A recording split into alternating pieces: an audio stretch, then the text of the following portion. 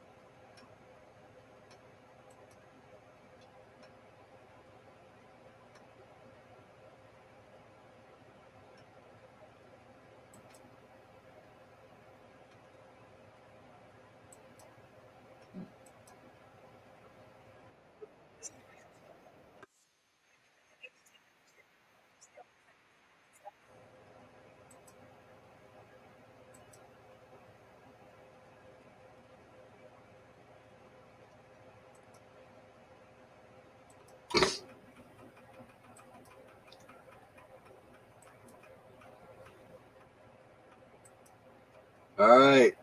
This is Pine Hollow Auto Diagnostics. He's a very good mechanic. I watched the first part of this video the other day and I wanted to see it and I figured I'd share it with you guys. Pine Hollow Auto Diagnostics.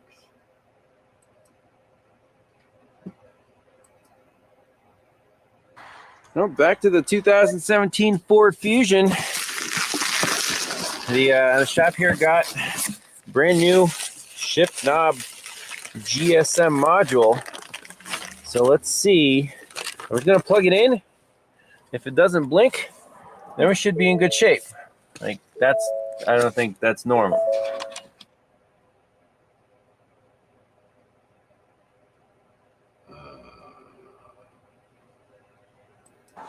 All right, here we go.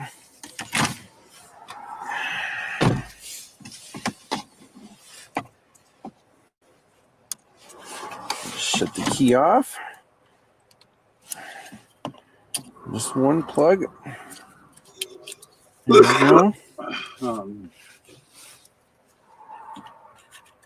I don't think it's that far.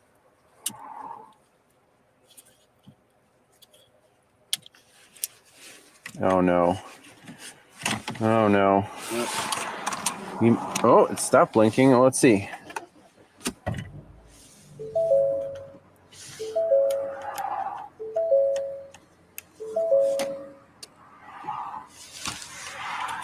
Uh-oh. Made the wrong call. Part 2 of the diagnosis. Luckily, they can easily return this one, but I don't like doing that. So we have to do a little more research on that data PID that says yes from the brake, from the body control module, disabling the shifting. It says stuck in park. Pretty crazy stuff. Well, again, we have a green tree, except for the power steering control module. It says invalid data received from ABS. Gear shift module, it's doing the exact same thing. You can try to override it with the little keyhole, and it still fights you. If you can get it over here, it'll fight you back. Identical behavior to this one. So let's see if we lock the door. Key on, engine off, self-test.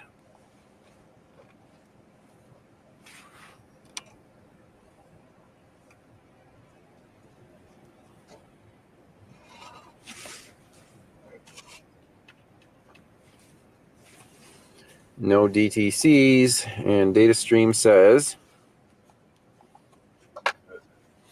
brake transmission shift interlock system is preventing leaving the park position. That right there, we have to figure out why that is. Last time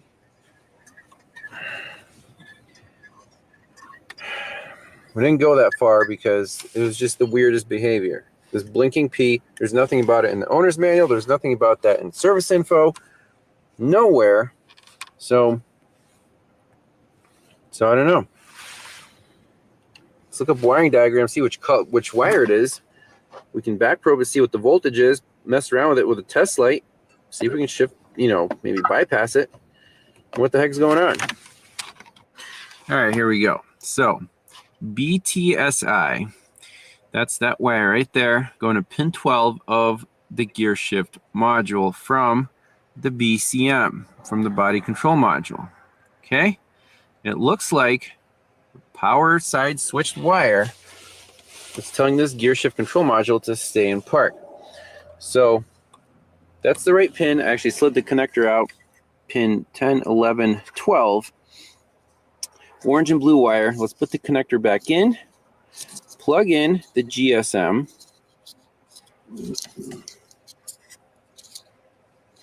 Let me do that off camera. And we'll measure the voltage on here. Just with a voltmeter, my ground is connected to the cigarette lighter adapter. Meter works fine. Let's see what that wire does and compare to scan data. All right, so the meter is on that wire. We have a solid P right now, 0 volts on the meter. Let's start up the car. See, it's blinking. We still have 0 volts on the meter. So let's go to GSM. Let's look at that data PID. Oh, where are you?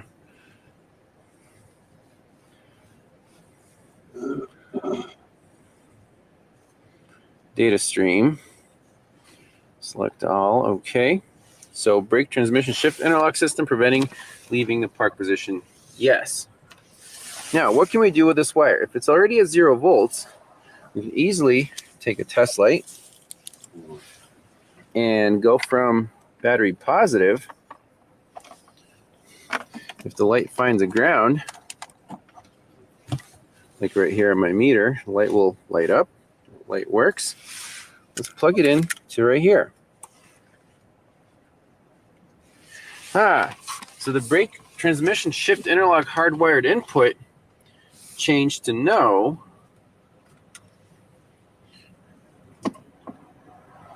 Now it changed to yes, and when I press the brake, that goes to battery voltage. That's fine. Why is the BTSIS preventing the GSM from leaving park position? I still don't know where this input comes from. I looked everywhere in the wiring diagram.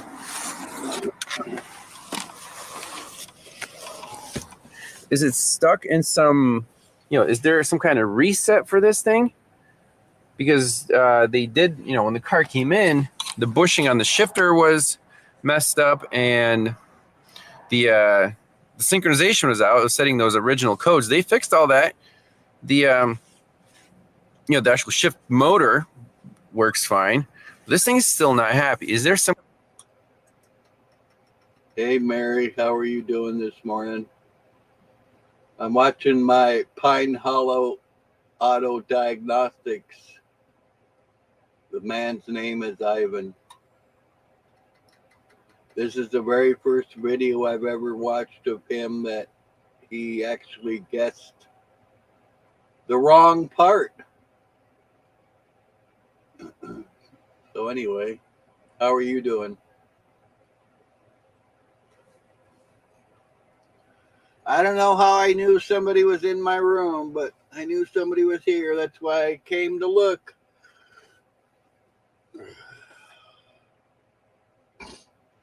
It's good to see you. At least I'm not here all by my lonesome.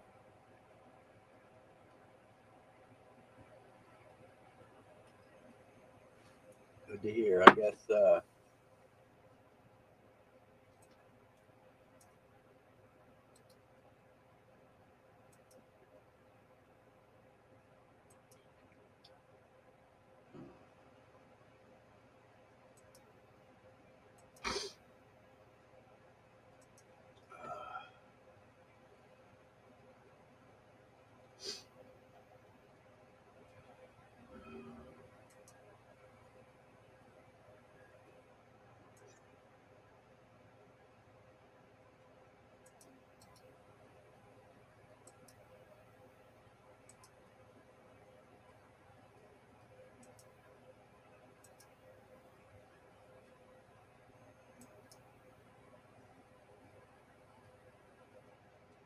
well, I'm glad you're doing okay.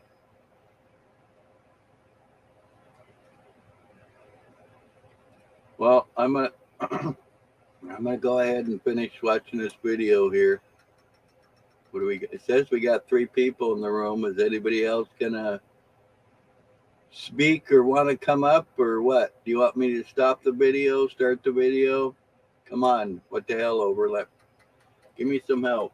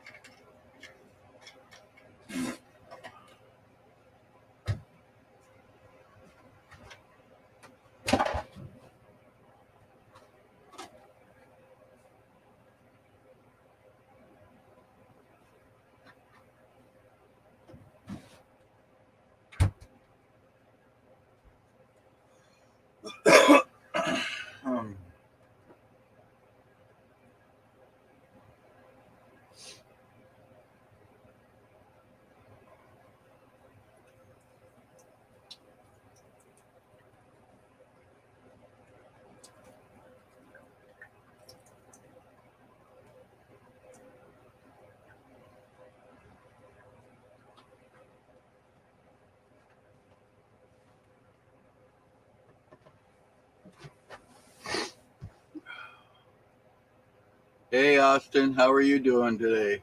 Good to see you, man.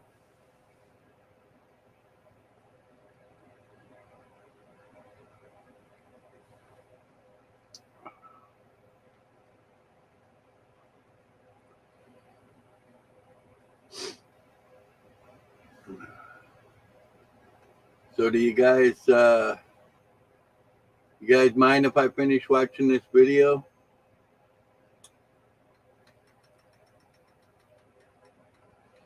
Play it, Larry. About to go back to sleep, huh? You lazy bum. What good are you? All right, here I go.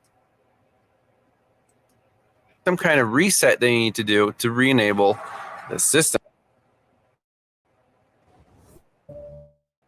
Oh, damn it. Some that are left open. So in the ECM, I'm going to try to reset the keep alive memory here. Test is now completed. Switch off. Okay.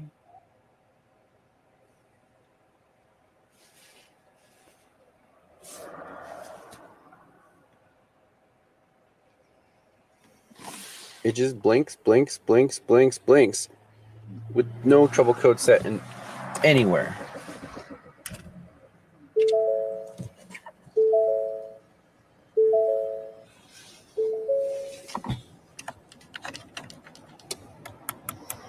Why are you blinking? Yeah.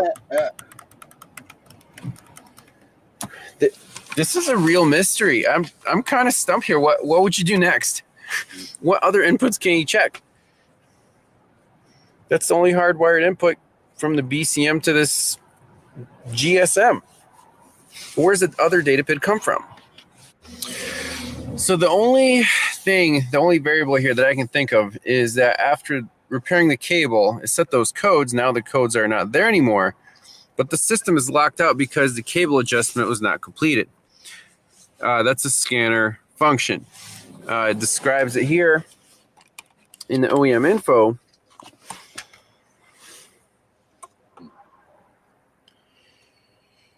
Using a diagnostic scan tool, select cable adjustment mode. GSM will alternate flashing D, N, and S simultaneously. Choose D on the GSM. So the only tool that I have that actually has that function is the ThinkTool Pros. It has cable adjustment mode. And that does that like bzz, bzz, activates the motor. And then you're free to turn this to any gear, and it blinks to whatever gear you turn it to. However, nothing happens. As this says, the GSM will alternate flashing D or N and S simultaneously. That does not happen. Choose D on the GSM. Once you do that, verify D is eliminated on the IPC. So it should actually shift the gears. Position the manual control lever in D. Rotate the manual control lever counterclockwise till it stops. So that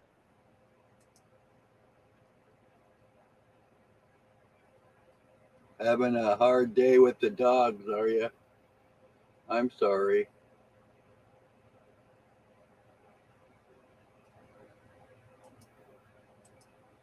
that's the actual lever on the transmission. Unlock the adjuster, move it, pop it in when you're in drive, and then choose P on the GSM, clear any DTCs, shift transmission through the ranges, and then you're good. So I think this range is not learned, and that's why we're locked out. I don't know why there's no code for that, like transmission, shift range not learned. That would be very helpful. Yep. I tried the Autel. It didn't even have that bidirectional control. I tried the shop's Snap-on Zeus, and this is why I don't update my Snap-on past 2016. So this is, the latest and greatest. Transmission range control module. Yep, that's all we got. Codes and data. Useless stuff. So it looks like we might have to go the OEM route and get, pay for 3 days of IDS, the the Ford OEM software, and try to do this relearn. I guess might as well learn on this one and have it for the future. But this is where the industry is going. You need access to the OE software scanners to do these procedures where you reset stuff, reinitialize stuff. The aftermarket's trying to keep up, and they're doing a great job, but not everything's available. So we'll be back on this one. Kind of frustrating, but still learning experience. So we're back at the Ford Fusion. I'm running out of ideas. I actually called my friend Keith DeFazio just to, basically get a second opinion, talk about it. He was on the same page. He's like, we both looked up service information. There isn't anything that helpful, on ALLDATA or even the Ford factory service, which describes the symptoms, no codes, and this selector is just blinking. That guy that he was just talking about, Keith DeFazio, he's another really super good mechanic.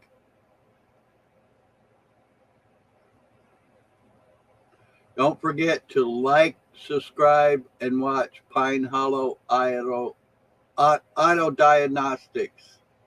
If the man's name's Ivan, I think he's a very good mechanic.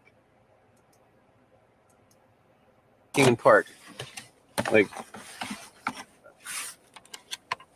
that, and the data stream for the gear shift control module, which you would think will give you, if there's a problem, there should be a trouble code, but not in this case. In the data stream,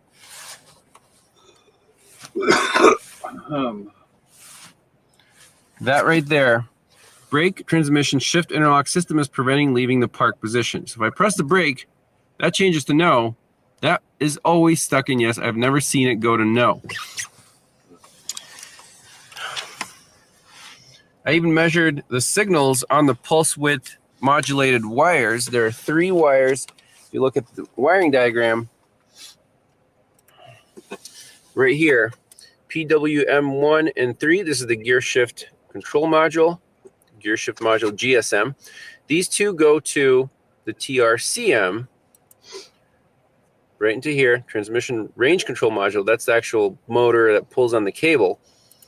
And then PMW2 or PWM2 goes to the PCM. Again, wire integrity is fine. I even use the test light to pull it down to ground, pull it up to positive. All the modules correspondingly set codes, the whatever, communication circuit high, communication circuit low. For example, these are the codes I got from just messing around with it. And there, gear shift control module, communication circuit low.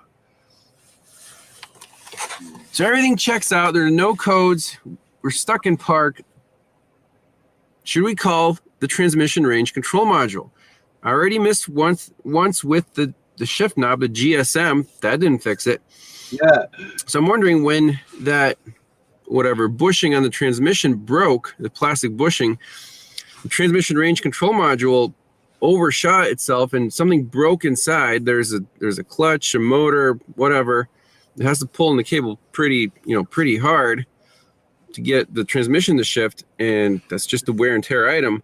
And if the bushing broke, it could have hit the limit and just snapped something internally, because the the cable adjustment procedure, you can hear the motor, you can feel the cable. So what do you think? Do you think he's gonna figure it out? I do. I've watched a lot of his videos and I've never seen him not be able to fix a car yet. This might be his first. I think it'd be interesting if it is. It says you're the only one left here, Mary, if you're still here. It says there's one person. I'm sorry I'm boring today. Cable getting pushed to park, but I've never seen it actually pull itself away from park. So that's my, I'll call this module. If it doesn't work, I'm going to have to do this diagnosis for free for this repair shop, because if I miss twice, that they're not going to be too pleased about that. But then the car is sitting here. They have no other options. So that's where we're going. Again, once you learn about the system and you know its ins and outs and quirks, then the next one will be a lot easier. So this is kind of a learning. When have you ever heard of a mechanic not charging for their time? That just shows you how honest this man is. I think that's condemned quite good. I can't think of the word I'm trying to think of right now. Experience car where you're not going to, make much just on this car in particular, but the learning experience, you're basically paying for your education. So we'll be back with a new transmission range control module. Do two W2s make a W4? That's what I said. Are you kidding? Hi, I'm April. I'm here to help. I know tax season can be a little messy. That's where filing.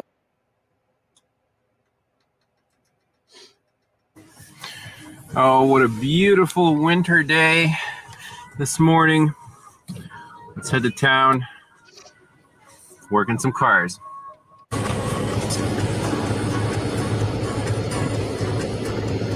The fluffy wet snow actually sticks to the trees. It's beautiful.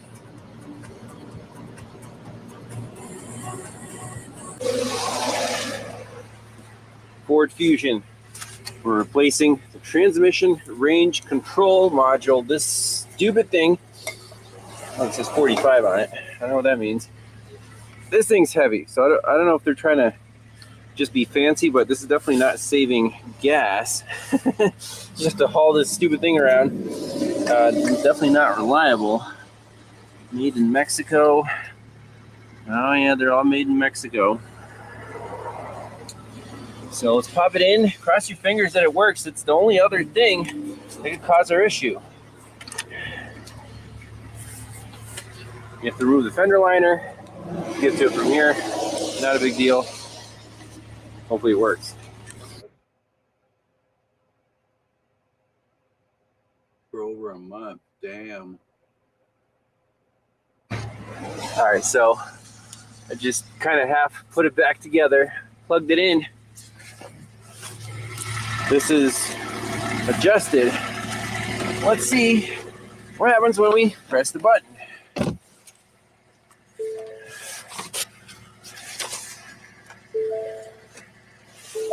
Still blinking.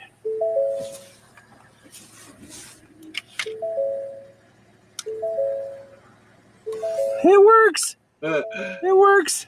It works. I fucking knew it.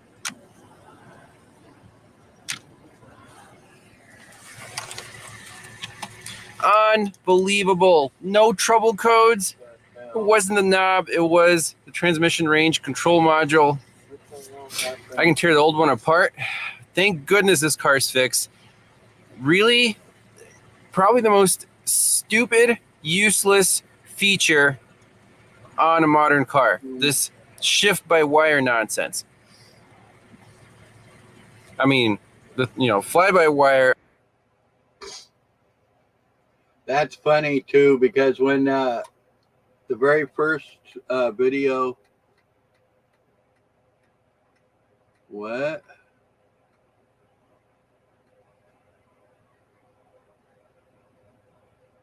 Yeah, that new car is a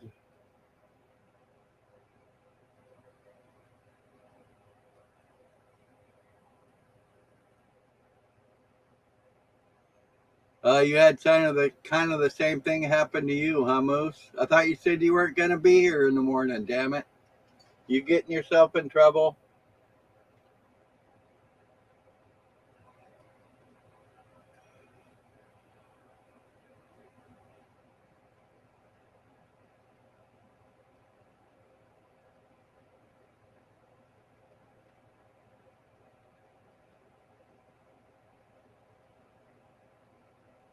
But I was trying to get a better view when I was going up a hill and it stopped.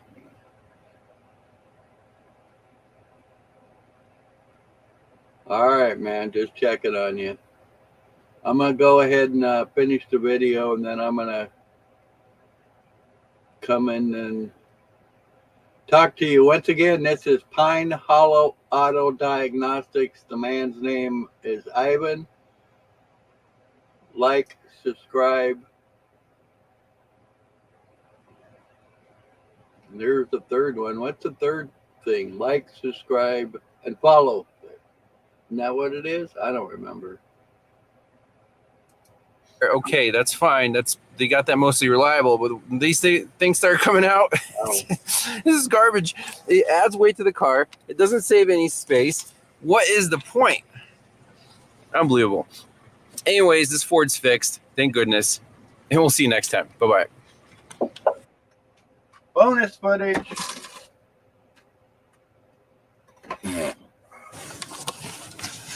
All right, we got no trouble code stored. Let's take this Ford Fusion for a spin. A little bonus footage.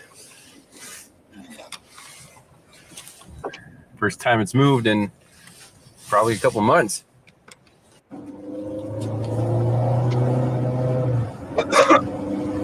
Yeah, it's not a turbo, but it goes.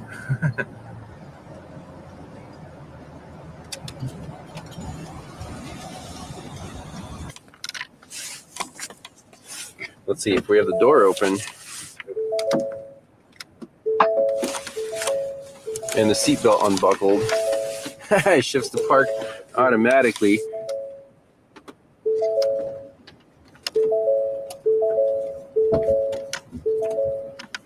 Okay. And driving, push the L button. Yep, that works.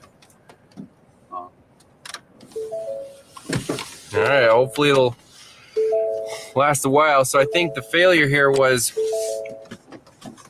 transmission cable, whatever, little clip on the transmission broke, and then this actuator module just went nuts and like overextended itself and broke internally.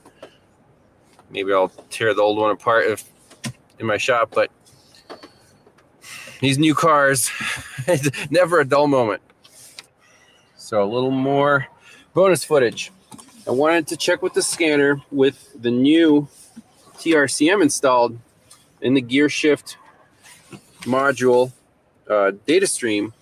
If you remember, last time this data pid kept saying yes, it would and the P would blink and you couldn't shift anywhere. So now when I press the brake, both of those data PIDs go to no. And now you can shift. So brake transmission shift interlock hardwired input indicates transmission should not leave the park position. That's your brake pedal. But this one, brake shift transmission shift interlock system is preventing leaving the park position. That kept saying yes. And nowhere in service info could you get a description of why that data PID, what tells it yes or no. Obviously, the modules weren't happy, but no codes were set. So it's like an input problem, and you chase your tail when in reality, the stupid module is broken. Just a really poor design on a really silly system where the diagnostics, once you see it once or twice, obviously you'll know exactly what to look for. But in this case, if you're stuck in park and that data PID doesn't change to no when you press the brake pedal and everything is good, you want to check your cable, check your linkage, make sure the cable moves freely. Then the gear, the transmission range control module is likely broken inside. So we'll tear the old one apart, see what it looks like. But this is, a huge learning opportunity. The next Ford we'll see, the diagnosis should only, take less than an hour. This one we spent a considerable amount of time just learning about the system, playing around with it. Misfired the parts cannon once. The knob wasn't the problem. It was the actuator. So thanks a lot for watching. We'll see you next time. Bye-bye. Opera GX is my preferred browser. I used to use Chrome, and then I finally opened my third eye. Chrome just this giant resource hog. It's worth it, and it tanks performance. Hot tabs killer, force dark pages, cleanup tools, just so much right there. Opera GX is just a fantastic browser. Another fun tool is that it can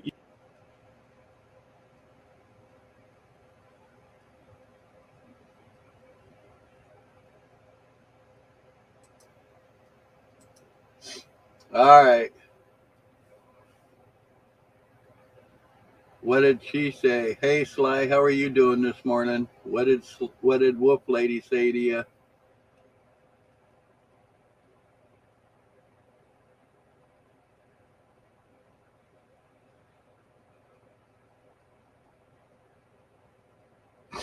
Getting lonely up here, you guys.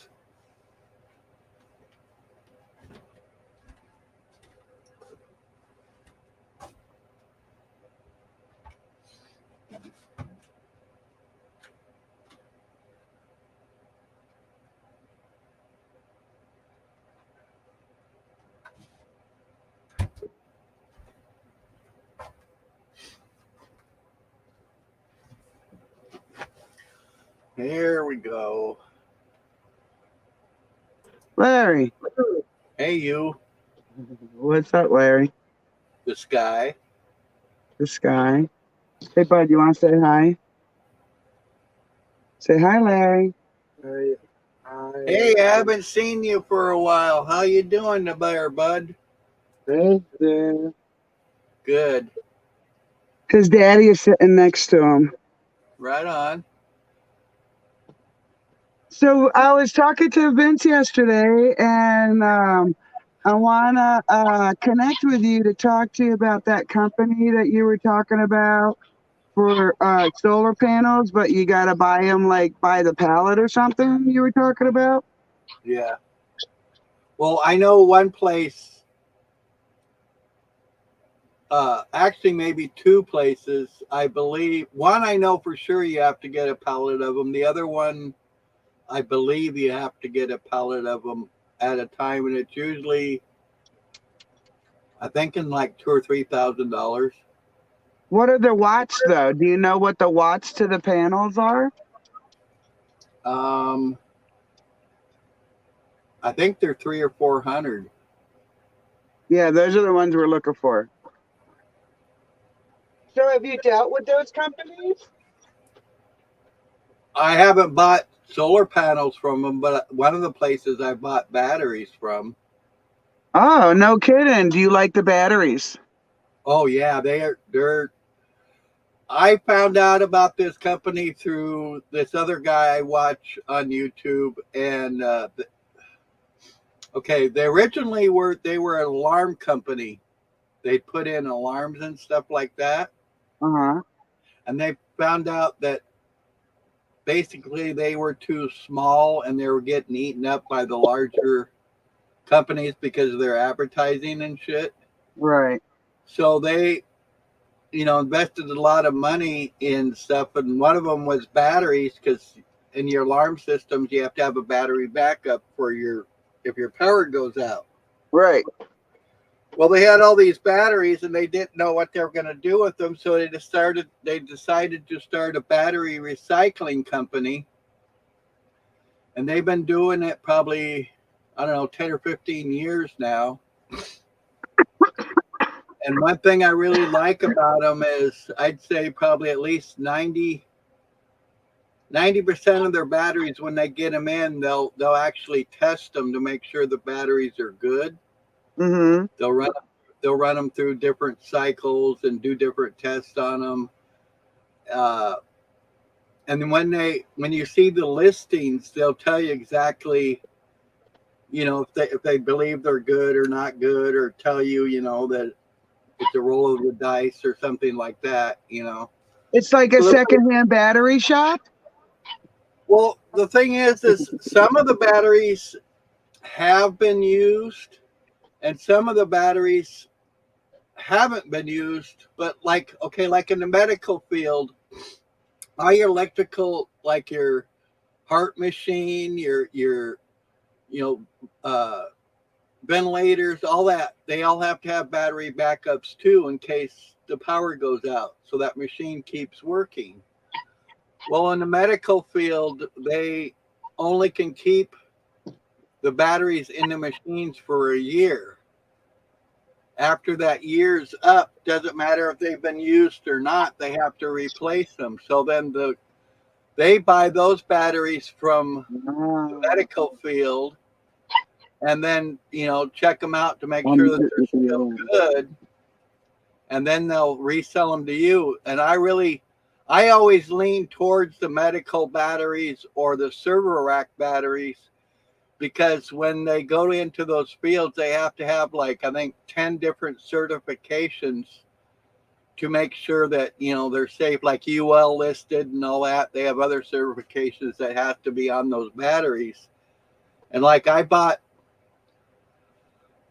4 of the same batteries from them over a time, and the design of them are really good. On your batteries, you have to have a piece of nickel strip that connects the batteries together to create the voltage that you want. On the batteries, they have what's called a fusible nickel strip. And basically what it is it's just like a fuse. You know how a fuse has a small piece of wire in it? I know what you're saying. Yes. Okay, each wire or each thickness of metal is rated for a certain amount of amperage. So they take those batteries and say it's a one battery that can put out 20 amps. They'll put out a fusible strip that will take 25 amps. So it allows just a little bit over for your surge and stuff, but it won't allow it to, go any further than that. So that's one safety feature. I like that. After I started learning about solar panels, I learned about that fuse thing in between. And I like that better because the fuse blowing gives you the sign you need that something's amiss, right? You don't have your water bottle handy, so I didn't hear everything you said. Oh, damn it. Again? The fuse is what tells you that something's amiss if the fuse blows, right? Well, your fuse is basically your last option or feature that should prevent a fire. Your most important thing is, I believe, is your BMS, your battery management system that hooks up to the battery. So that would be like your controller and stuff? battery management system, what it does is it hooks up to every battery that's in there. So say like it's a 12-volt battery, it's going to have 4 leads going to it. Each of those leads go to your positive side, and you have 1 lead that goes to your negative side. And what that BMS does is it tells how many volts every battery is in that pack. If it's, low voltage, high voltage. Your better ones actually have temperature sensors on them. So it measures the sensor of your battery and the sensor of your BMS. So if either one of them get too hot or too cold, it will turn the battery off. It checks for short circuits. It will turn the battery off. There's a lot of different safety features built into the BMS. And also, I always get a Bluetooth BMS. And then that way you can look at every setting there is for that battery on your phone, and also can control that battery to turn on or off it at will. There's just a lot of different features and safety features, I think, that are pretty cool on them. Your battery management systems, I think, are kind of expensive. They're like $80 and up, depending on how many watts and stuff you want them to put out. And that gets connected after the controller, right? That's connected to the battery itself only. Okay. Okay, I got you. So yeah, I'm just starting to learn about this, and some people don't even mention the battery management system. So I thought it was panel, controller, battery, inverter. So you're saying it's panel, controller, battery management system, then inverter. Right. Well, actually, you go to your battery management system, and your battery management system will tell the battery what to do. And then once it tells it what to do, we'll turn the inverter on or off. Gotcha. So I still have a lot to learn, but we were considering getting of solar panels this year. Yeah. So if you could find a link to whichever company you would prefer first, so I could start looking into them. Battery hookup. Is that what it's called? Yeah, it's in Pennsylvania. Oh, okay. And Battery they're actually have you ever heard of EV West? No, I don't think I have. EV West is, I think, I'm not sure, but I think it's like a subdivision of battery hookup. And they specialize in making electrical cars and stuff. Oh, They've okay. actually set a world record in an electric car. We had a whole bunch of electric cars go past our road like 2 years ago. They were doing like test run of electric cars down 350 in Colorado because of the way the sun faces it. Yeah. Santa Fe Trail. That's what we live off, the Santa Fe Trail. Yeah. So I got a whole bunch of pictures of them because I thought it was fantastic. Because some of them, no, I think they all had drivers, weren't they? I think they had people in them, but some of them were driverless cars also. Uh-huh.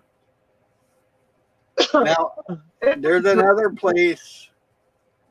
I'm not sure if the guy's still selling these solar panels, but he was at one time, and I think like I said, he would I know for sure he'd only sell a whole pallet of them, but I'm not sure if he's still selling them anymore. And he was actually a representative for Make Sky Blue, which is a solar controller. Mm. And he's the main guy that sells for in the USA, but he sells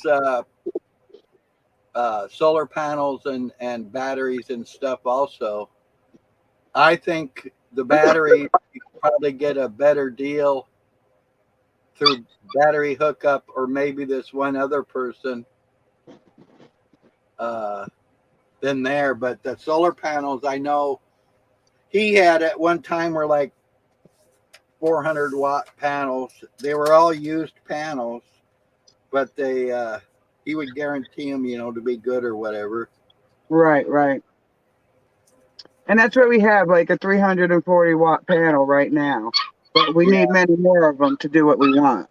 Right, right. Yeah, you're always best to get the highest wattage panel and then put, like if you're going to have the 300-watt, I'd have like a string of your 300-watt just on one string. And if you got some 400-watt, have them on another string. You know what I'm saying? Right.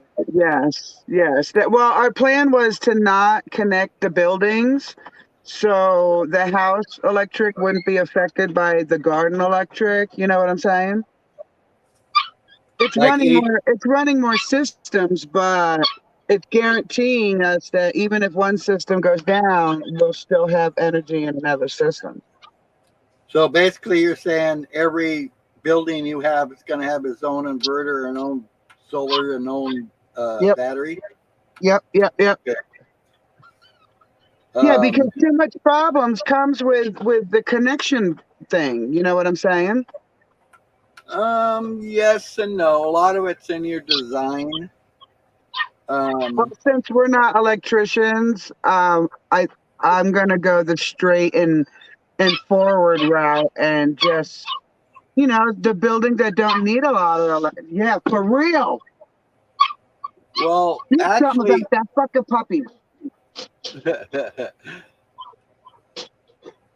So this is why I'm saying it's a bad morning, because that one single puppy will not shut the F up. Like, it's seriously bad. yeah. Well, you figure in your system, it's actually not it's pretty easy to track down your problem, okay? Because first, say like you have your system all working and everything's working great, and then one day it stops working, right? Right. What you do is you'd go to your solar panels first, to your breaker panel that's hooked up to your solar. You check to make sure if there's power there. If there's power there going in and coming out, you know that's not the problem. See what I'm saying? You break it off in sections. So your next section would be to your solar controller. You make sure that's got power in and out. Then you go to your batteries. You do it in sections like that, and then that way it keeps it easier instead of trying to figure out, which way do I start? You'd always start on the furthest away possible and work your way back. Right. Any other systems are not going to need such big things. So, like when I make my apothecary building, it's going to be a single panel on a single battery. You know what I'm saying? That's not it. Well, one panel's not going to power very much. No, I'm not going to need very much. So I have things like wood-driven cook stoves and stuff. So I'd only need electricity literally for lights. Okay, yeah, that would probably work. Right. So, I won't need like 5 panels on that building. I just need 1 panel on that building. Yeah. And the same for like maybe the greenhouse would probably require 2 panels because we're going to want fans and stuff. You know what I'm saying? Right. So, and I don't want any of those things drawing off my house electricity. So that's the one thing I've learned is to separate those working job things like animals and just keep it separate. But listen, maybe we can chat later, like over the phone or something, and I can get some information from you. So I gotta get up and start taking care of these dogs. All right, not a problem. All right, much love, Larry. Thanks for chatting with me. Not a problem. Thanks for spending some time with me. You have a great day, and nice seeing your hubby finally. See, he does exist. All right, much love, Larry. All right, take care. Bye. So who's left in the room?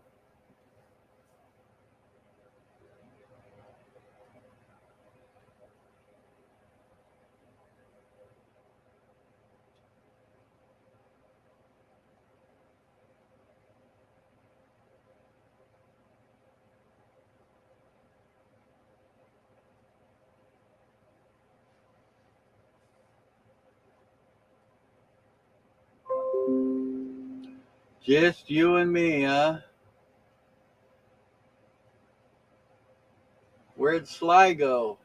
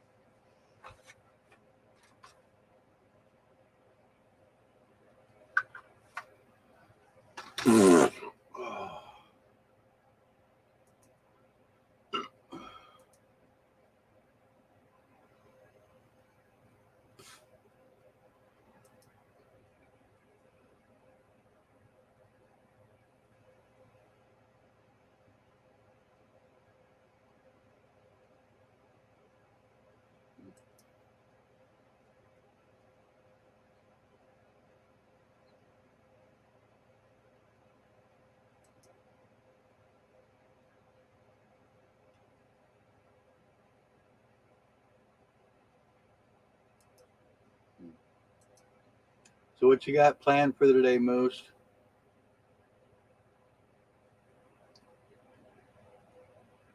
My screen looks washed out to me. I wonder if that helped. A little bit.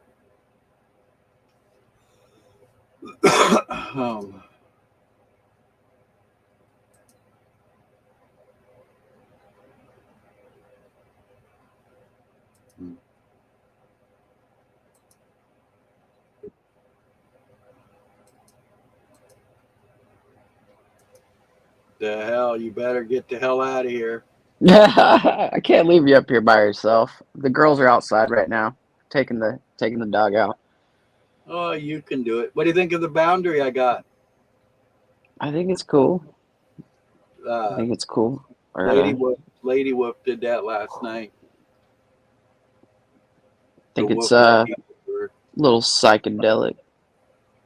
I told her it's bullshit though, because she's got purple and I had yellow. That's right. I got the perps. So what do you got Oh, planned man. for the day? I'm not really sure. Not really sure. I'm probably not going to watch the Super Bowl. I'm not really into that. Oh, that's today, huh? Yeah. Yeah. Chaos, man. That video of Pine Hollow, that's the very first video I've seen him misdiagnose the part. Well, dude, I saw that video last night. That was one video last night that I looked at, and I was like, oh man. And then you started playing it today, and I was like, oh man, that better not happen to me. Well, like he said, the design is just fucking stupid. You got to have 36 different things to tell one part what to do. Yep. It's funny though, when I first seen it, I said to myself, I thought it was the part that he replaced at the last.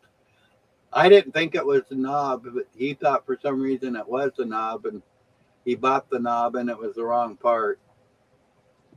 Well, our truck actually it wouldn't get out of park, and luckily we got it out of park. I don't know how, it was just sensitive or whatever, but that scares the shit out of me, dude. Because like, what if I'm in the middle of a desert and it's like, oh, can't go anywhere? Yeah.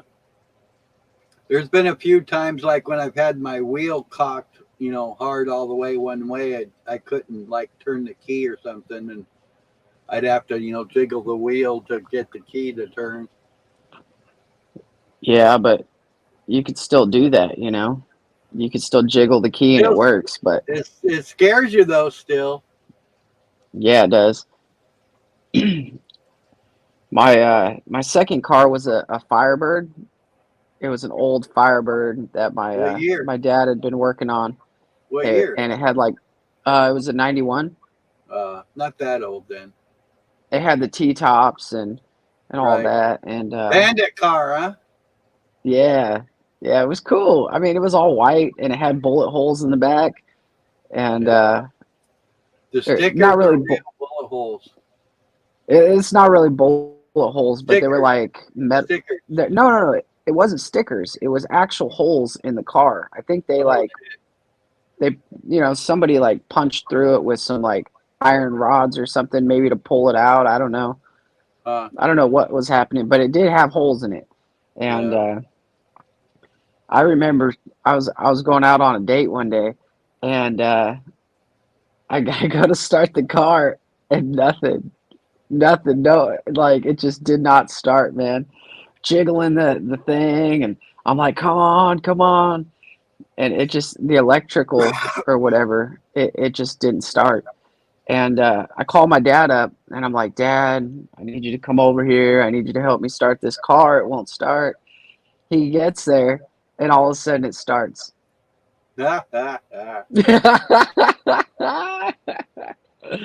Oh man, it happened to me so many times. I was on the side of the road one time. Oh, car Did you ever stories. figure out what was wrong with it?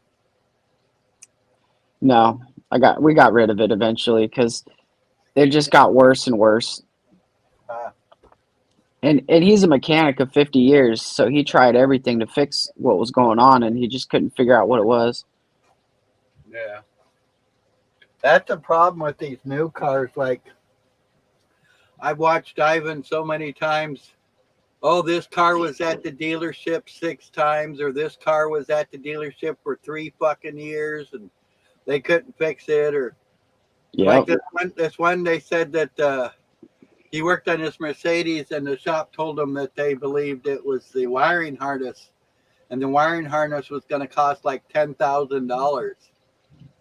And Ivan's just like, Damn. he's like, he did some tests on it, and he's like, he says, I can't believe that they have these mechanics that are specialized for Mercedes that work at Mercedes, and they don't even know how to read a damn scope. He's like, you cannot fix these cars nowadays without knowing how to read a scope. It's just not possible. There's too many electronic bullshit in there to not be able to learn how to read a scope to diagnose the vehicles. Yeah, it is weird, dude. It's weird. And I took my Mini Cooper in because I had a Mini Cooper for a little while, and it was the same thing. It had a idle problem, and the idle problem, I took it in, paid $2,000, still had an idle problem. Took it in, cost another $1,000, and I ended up getting rid of that car too because no matter what you did, it was like, oh, you got to replace this chip. You replace the chip. Oh, well, it's not that. We got to do something else. Oh, it's not that. It's like by the time you get done, you have a brand new car. You might as well just buy a new car. Yeah, well, that's the problem is most of these places are just guessing what the problem is. They're not really knowing. And that's one thing I like about Ivan is, like I said, that's the first time I've seen him actually buy a part without knowing for sure if that was the problem. Yeah. And not only are they just guessing, but they charge you $200 an hour to work on the Mini Cooper. Well, that's like in that video. You'll never, I believe, hear another mechanic say, hey, if I don't figure this shit out, I'm going to have to do it for free, basically, because, he spent however many hours trying to figure it out, but didn't diagnose the problem. Like he said, he's basically paying to learn something. You know what I'm saying? Yep. And you don't usually mechanics, you're charged, $200 an hour no matter what. That's just the way it is. I've seen that man actually take electronical parts a part that he believed was the problem and solder the boards back together, solder new fucking diodes and shit on the board. And you never see any fucking mechanic do that. Usually it's, oh, this part's bad, we got to get you another part. Don't matter if it costs $5,000 or not, you know.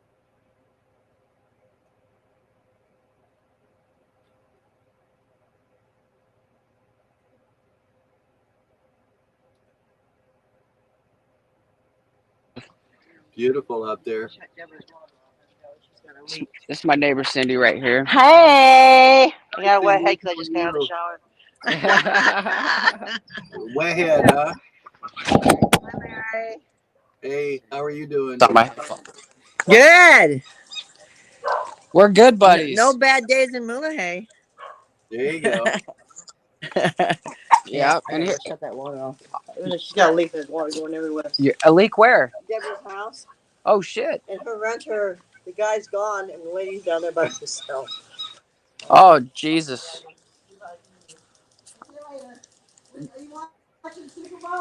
I don't have a TV.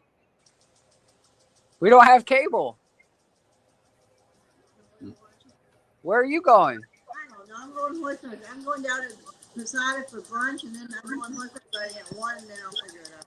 All right, let me know. All right. Have fun on the horse. Get over there and fix that woman's water leak, damn it.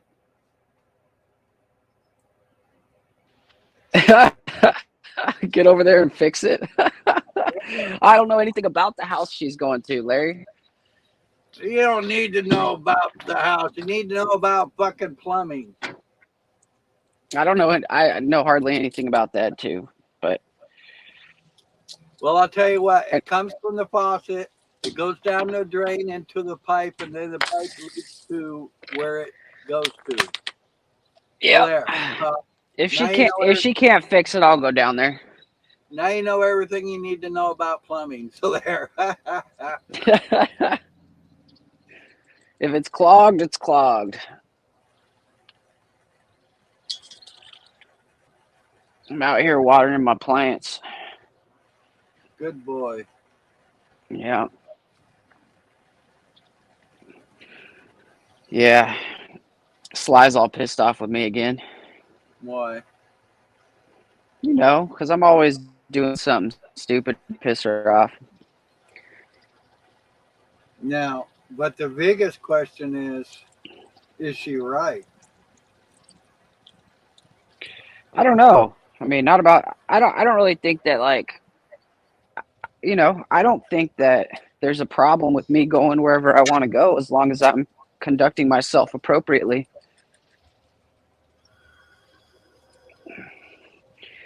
Now, if I was yelling at people and calling them names and, you know, being a total jerk, that's one thing.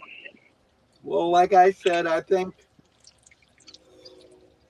let's say for me personally, it's easier for me to just sit back and watch.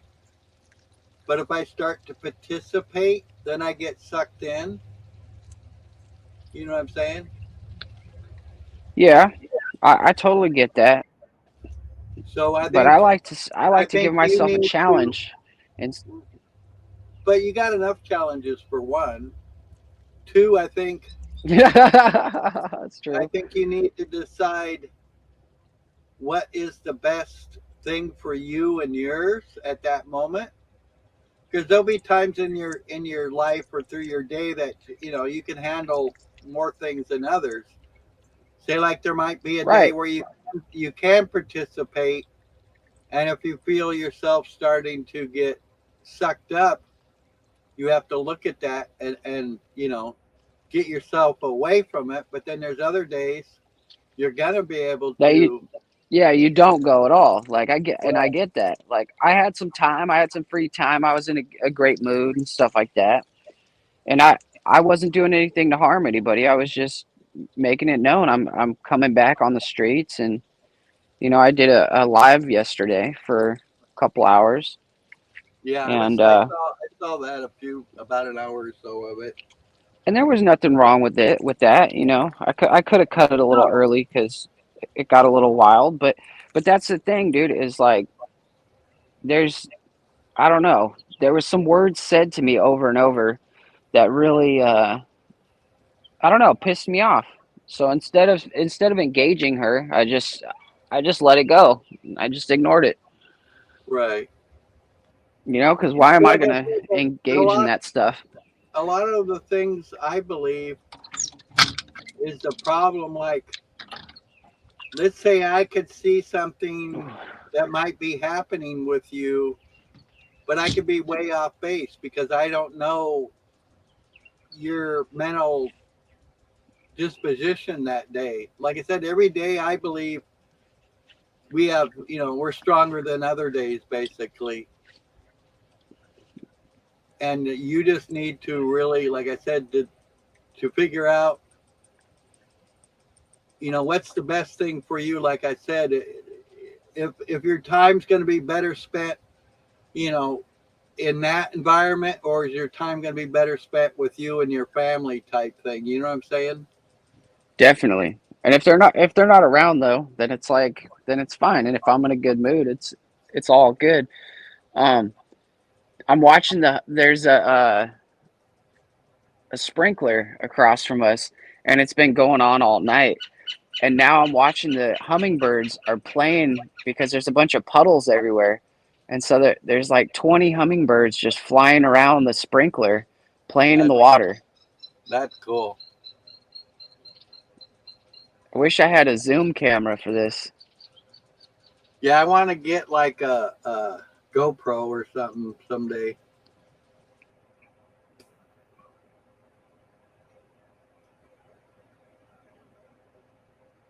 Thank you, pros. I might have an extra one I could send you. That'd be cool. What are you going to use it for? Porno.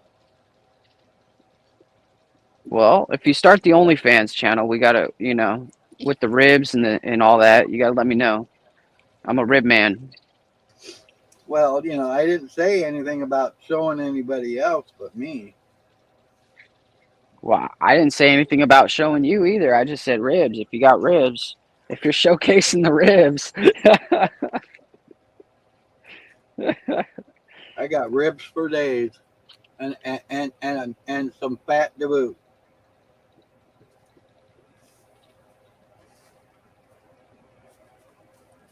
Man, we got some woodpeckers too. Peckerheads. Kind of loud this morning. I think I got a damn mouse in my roof again. That happens. You need a cat, Larry. I got cats, but the problem is once they get up in the roof, there's no way the cats can get them.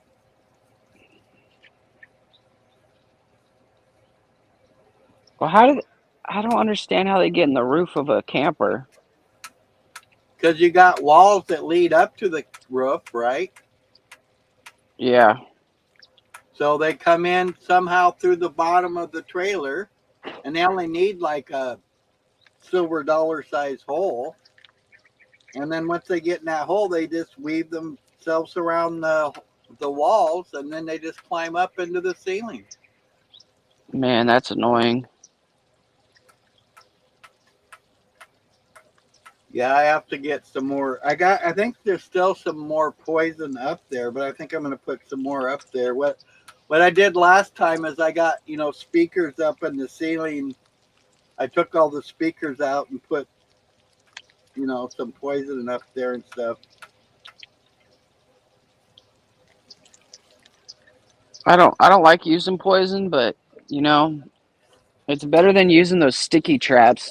Those sticky traps are just so nasty when you go find them. Well, the stuff I usually use, it dehydrates them, and it says that, like, if a cat or whatever finds the body of the mouse, that the cat won't die from it. Oh, okay. That's good. You don't want the cats to be dying. And what's kind of nice about it is, say, like, if they're stuck if they're inside your house, of your walls, or your ceiling, or whatever, they're going to leave there to try to drink water. And then so usually they'll die somewhere else outside looking for water than they will inside your house.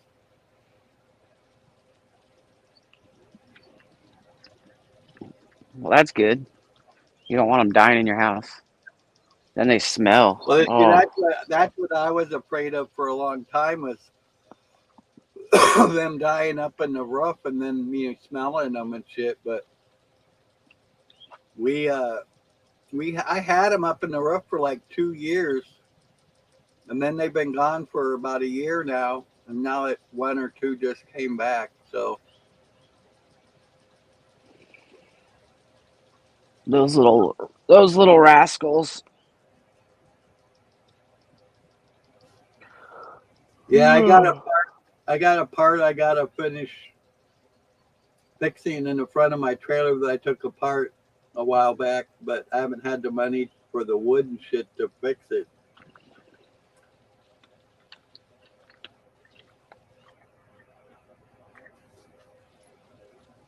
Man, that's the thing about the wood, man. It costs $100 for one sheet of. Yeah, I know, it's fucking ridiculous. I used to be able to get a sheet for like $20, and now it's like 80 or $100 or more for a damn sheet of plywood.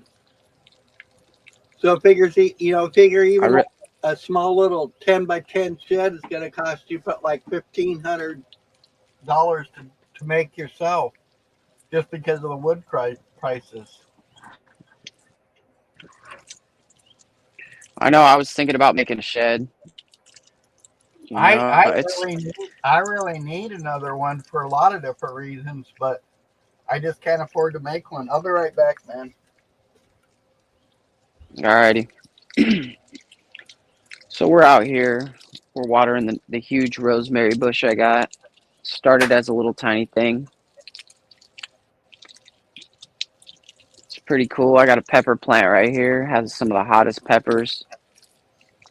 Thing is, it's a pepper tree now, actually. It's year round. Down here, I mean, things can grow year round. So I've got a pepper tree, folks. Pepper tree. What a beautiful day. What a beautiful way. Here comes Sapa. Turn off the water. All right.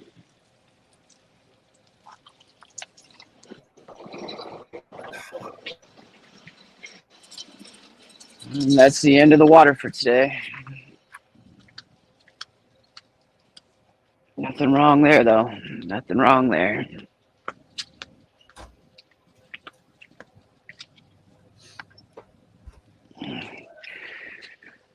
They left the water on all night. So, what's up, Larry? I was just telling these people that the guy came from Sapa, the water company. And they turned the water off. So, my gardening water experience is over for today.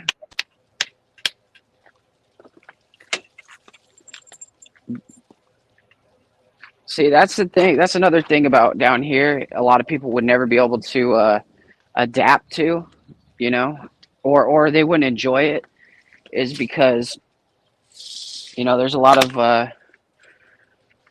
of weird things, like the water goes off, you know, every day. It goes on for a little bit, so it fills up your tanks, and then it goes off again.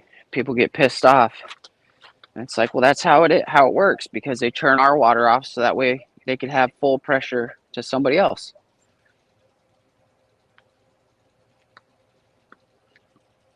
Yeah, but usually the places have enough water for the day, right? Yeah, we got plenty of water to do like 10 loads of laundry if we needed to. Yeah.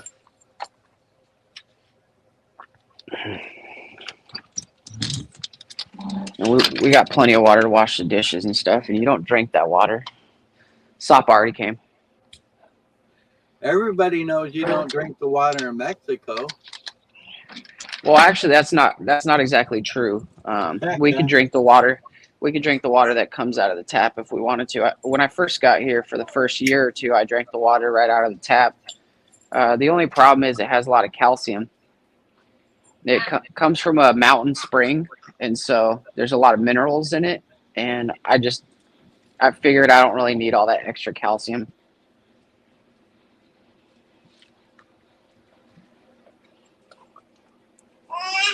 Come here, my little cutie. I heard you, Lucy. There she is.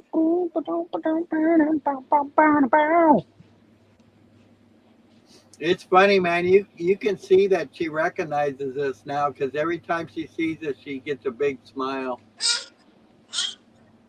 Huh? Yeah, you got a big smile, huh? Yeah. Yeah, she does.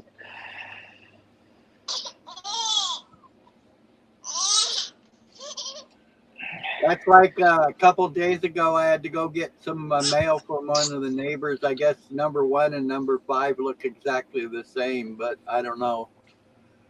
So I went over there to get my mail, and she had a cat that I had about a year ago, and it still remembered my voice. That's how they are. People and animals remember. Well, she said nobody can pet it, and I went right down and petted it. She goes, "Oh, he remembers you," you know. So that's the only thing I could figure out is he remembered my voice.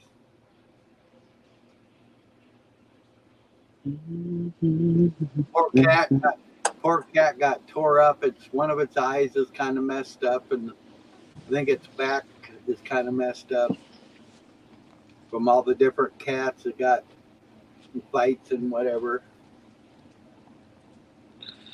Yeah, you'll see a lot of that down here. Well, we got The a lot of cats and the dogs. mice and rats in the area, so people let stray cats come around and they feed them to keep the cats around to keep the mice and rat population down.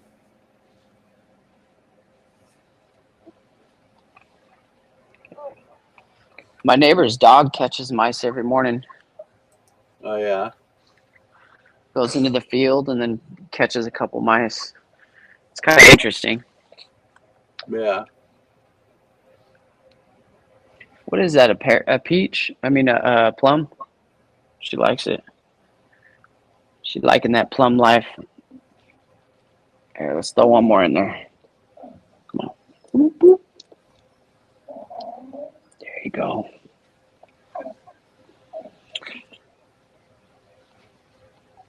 Seems everybody's abandoned you today, sir, on the beautiful Sunday morning. Weekends are usually pretty slow. Everyone's doing their thing, which I don't blame them.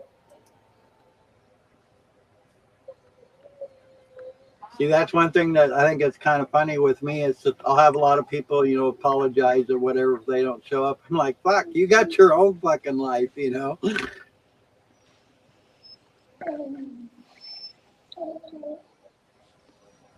It's true. It's true. Speaking of that, I got to abandon you too, good sir. I got All some right, obligations to attend to. not a problem. Oh, wait. What the fuck do you think? You can't leave, son of a bitch. You leave when I tell you to leave. You hear me? All right, you're going to have to throw me out then. All right, man. You take care. Have a great Sunday, Larry. You too, also. Bye-bye. Bye. All right, so who's left here?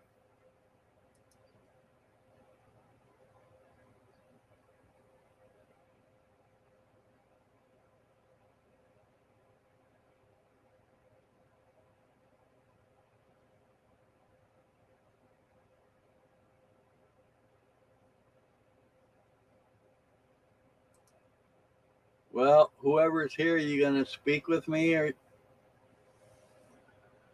are you going to participate, or am I going to end the stream? Let me know.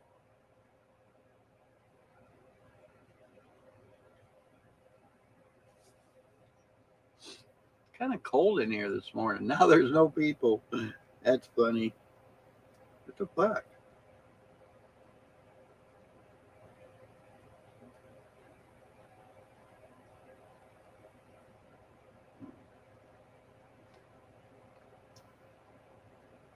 Okay. What the hell?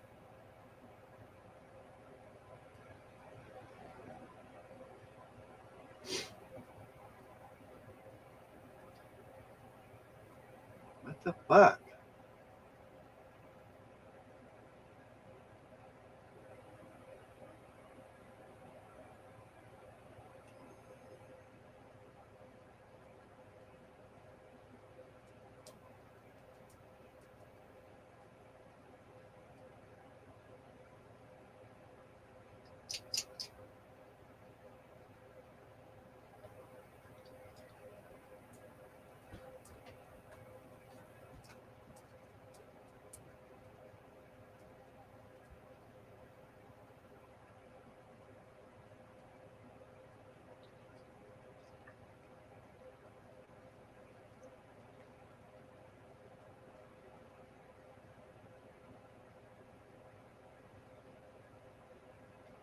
All right. Well, I guess I'm going to end the show since nobody's here. I'll talk to you guys later. You have a great day.